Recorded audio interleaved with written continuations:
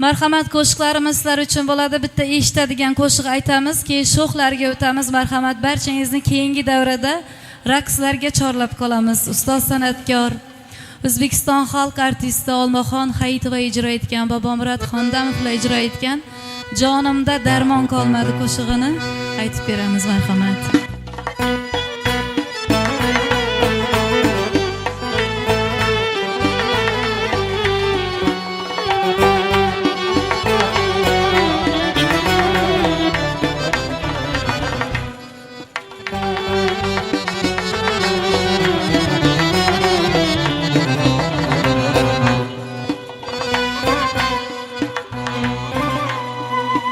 Yar məni yaktın, yandırdın, canımda derman kalmadı.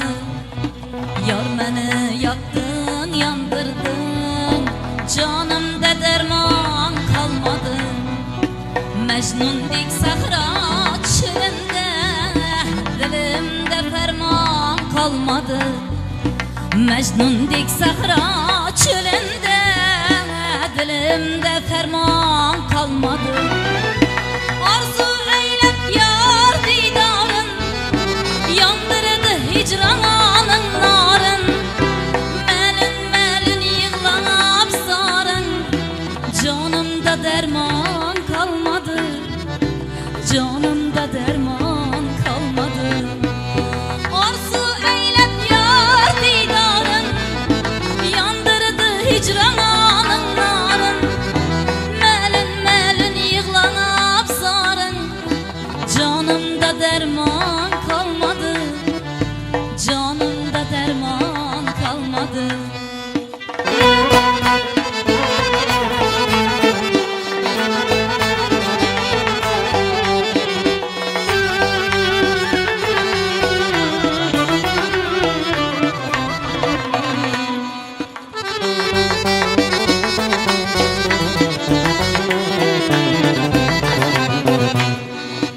Ey sabrı kararmalığın, ey gül sineme uç salğın. Ey sabrı kararmalığın, ey gül sineme uç salğın.